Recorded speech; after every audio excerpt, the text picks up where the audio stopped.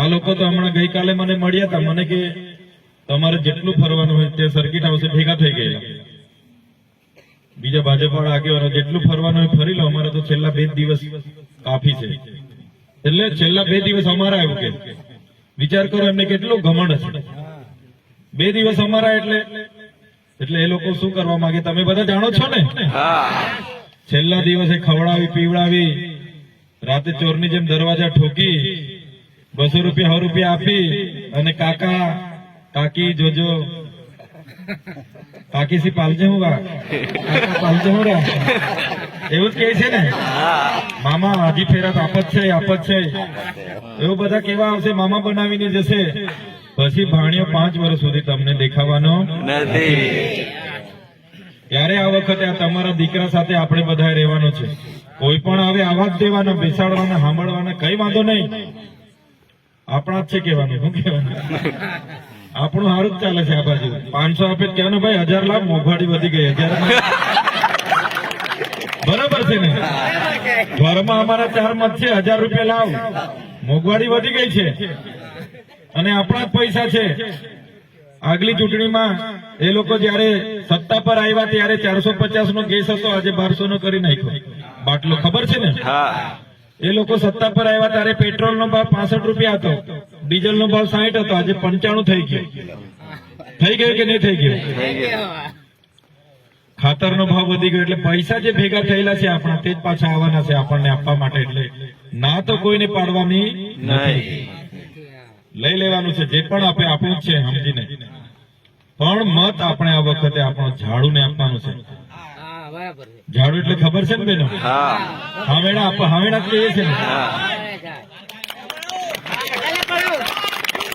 એ ઝાડુમાં આ વખતે આપવાનું છે કેમ કે તમારો દીકરો ઉભો રહ્યો છે. એમને પણ આપણે ખોટું નથી બોલતા, એમને પણ 30 વર્ષ આપણે આપ્યા છે. આપ્યા છે કે નથી આપ્યા? આપ્યા છે. હવે એ લોકો નથી કઈ કર્યું, એમાં અમારો શું વાંક? આજે ત્યારે આપણો વારો આવ્યો છે. અને એમ પણ આપણા સમાજમાં બધી રીત રિવાજ છે. ઘરમાં વડીલ હોય એને આપણે વધારે હેરાન નથી કરતા, એમને આપણે આરામ આપવો પડે. આપવો પડે કે નહીં આપવો પડે? આપવો પડે. મનસુખ દાદાને પણ હવે ઉંમર થઈ છે, તો આ વખતે તમારે ને અમારે બધાની જવાબદારી બને કે એમને આ વખતે આપણે આરામ આપીએ. આપીએ ને? આ વખતે એમને આરામ આપીએ. કેમ કે 30 વર્ષ આપ્યા આપણા માટે તો કઈ કર્યું નથી. પાછા 5 વર્ષ આપીશું તો કોઈ મેળ પડવાનો નથી. ત્યારે આપણા વિસ્તારોની જમીનો નેશનલ હાઈવેમાં જાય એમાં કોઈ બોલવા નથી આવતો. અહીંયા બાળકોની શાળાઓમાં શિક્ષકો નથી, ત્યાં કોઈ આવે નહીં. આપણા ખેડૂતોને ભાવ નથી મળતા. બધા કાચા પાન નાખવા જઈએ તે કપાનો પાક તો ભાવ 5-10 વર્ષથી છે તે ભાવ આપણને આપે છે 5,000-5500. ત્યારે આજે આપણે આ બદલાવ લઈને આવ્યા છે. અને તમે બધા જાણો છો, મેં દમા બાબતે જ્યારેથી ચૂંટાયો છું, બધાએ મારા ઘર બી જોઈ છે, મારો પરિવારને પણ તમે ઓળખો છો. નાના પરિવારમાંથી મહેનત મજૂરી કરીને આજે ભણ્યા ગણ્યા હું તો નોકરી કરતો હતો. આજે આ બધી જેલો વેઠાવે છે તો બી વેઠીએ છે, બાકી મારે જેલો વેઠવાનું રહેતું જ નહીં. હું તો નોકરી કરતો હતો. મારો આજે મેં ટીડીઓ રહેતે, સારામાં સારો પગાર, ઘરના બી નોકરી કરતા હતા. પણ અમારો પૈસા કમાવાનો ધ્યેય નથી, અમારે સેવા કરવાનો ધ્યેય છે. પૈસા જ કમાવાના રહેતા તો ભાજપ વાળા ઘરે છૂટાયો ત્યારના આટા મારતા હતા કે ચાલો લઈ જાય. અમે ના પાડીએ. છેલ્લે જેલો કરાવી ત્યારે બી પૂછવા આવ્યા કે તમારે આવવાનું છે કે નહીં, જેલમાંથી છૂટવાની દઈએ. પણ તમારા લોકોના આશીર્વાદ હતા, અમે જેલમાંથી છૂટીને આવી ગયા છીએ. ત્યારે પૈસા કમાવાનો અમારો ધ્યેય નથી, અમારે તો આદિવાસી સમાજના લોકોની સેવા કરવાની છે. નહીં તો હું અધિકારી હતો, મારે તો કોઈની સાથે જમીનના ઝઘડા નથી, મારે કોઈ 2 નંબરના ધંધા નથી. તમે બધા મને ઓળખો છો. છતાંય આપણે સમાજ માટે બોલીએ છીએ ને જેલો વેઠવી પડે છે, લોકો માટે જેલ વેઠીએ છીએ. કઈ વાંધો નહીં, अपना टाइम भी आएगा, अपना टाइम आएगा ना, आएगा. હા, આપણો સમય આવી ગયો છે. તમારે જાગવાની જરૂર છે. એનો જવાબ, એનો બદલો તમારે હમણાં લેવાની જરૂર છે. લેશો ને બધા? તમે તો જાણો છો, મને લઈ જતા મારી સાથે દુશ્મનાવટ હશે. મારા ઘરનાને લઈ ગયા, ધર્મપત્નીને લઈ ગયા, મારી બહેનોને લઈ ગયા. એમને રાજકારણમાં કોઈ લેવા દેવા નથી.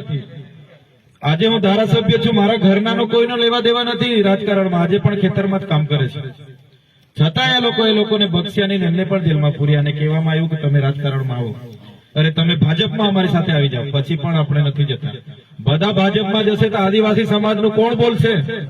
એટલા માટે અમે લડીએ છીએ, અમે એ લોકોથી ડરતા નથી. ચૂંટણી છે, બધા ડોલતા આવશે, કઈ વાંધો નહીં, આવા દેવાના, બેસાડવાના, પાણી પણ પીવડાવવાના. પણ તમારો કિંમતી મત કોઈને આ વખતે આપવાનો નથી. આ વખતે તમારો દીકરો ઉભો છે, એને એક તક મળવી જોઈએ. આપશો ને મને એક તક?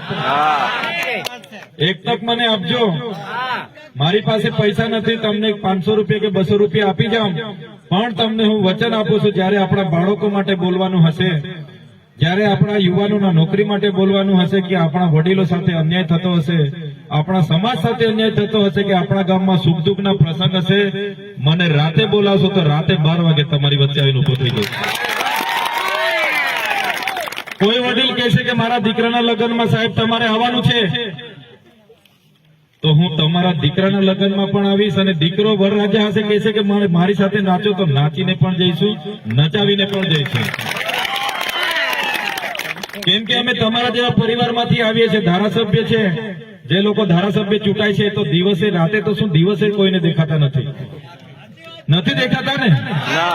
અમે ધારાસભ્ય બન્યા પછી નાના છોકરાઓની સાથે નાના છોકરાઓની જેમ રહીએ છીએ, યુવાનો સાથે મિત્રતાની જેમ રહીએ છીએ, ભાઈબંધની જેમ રહીએ છીએ, વડીલો સાથે વડીલની જેમ રહીએ છીએ.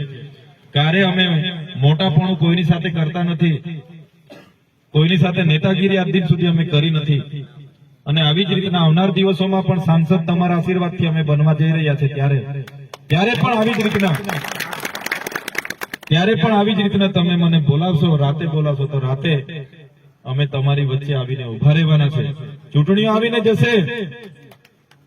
જે લોકો ચૂંટણીઓમાં મત માંગીને જાય છે, 5 વર્ષથી દેખાતા નથી, એવું નથી અમારું. ચૂંટણી આવીને જશે. ચૂંટણી પછી પણ એ ચોમાસો હશે કે ઉનાળો હશે, શિયાળો હશે, દિવસ હશે કે રાત હશે, તમે જ્યારે પણ મને યાદ કરશો, જ્યારે પણ મને આવકાર આપશો, ત્યારે ચૈતરભાઈ વસાવા અને અમારી ટીમ તમારી વચ્ચે આવીને ઉભી થઈ જશે. એટલા માટે તમે બધા વડીલો, યુવાનો બધા ઉપસ્થિત છો. તમને તો વધારે સમજાવવાની જરૂર મારે નથી, પણ એટલા માટે હું આવ્યો છું કે 1200 થી વધારે ગામોની વિસ્તાર મારામાં આવે છે. છેક વડોદરાથી લઈને આ બાજુ કોસંબા સુધી, આ બાજુ મહારાષ્ટ્ર બોર્ડર સુધી. ત્યારે બહુ બધા ગામડાઓમાં મારે ફરવાનું હોય છે. બીજી વાર ગામમાં આવું કે નહીં આવું, ઘરે આવું કે નહીં આવું, પણ આજેથી તમારે માનવાનું છે કે આપણો દીકરો કામમાં હશે, નહીં પણ આવે.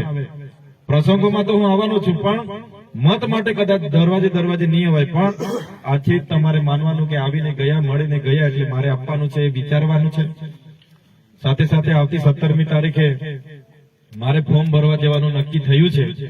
તે દિવસે અમે ડેડિયાપાડાથી નીકળીએ એટલે તમારે બધાએ નેત્રંગ આવીને મારી સાથે ભરૂચ સુધી આવવાનું છે.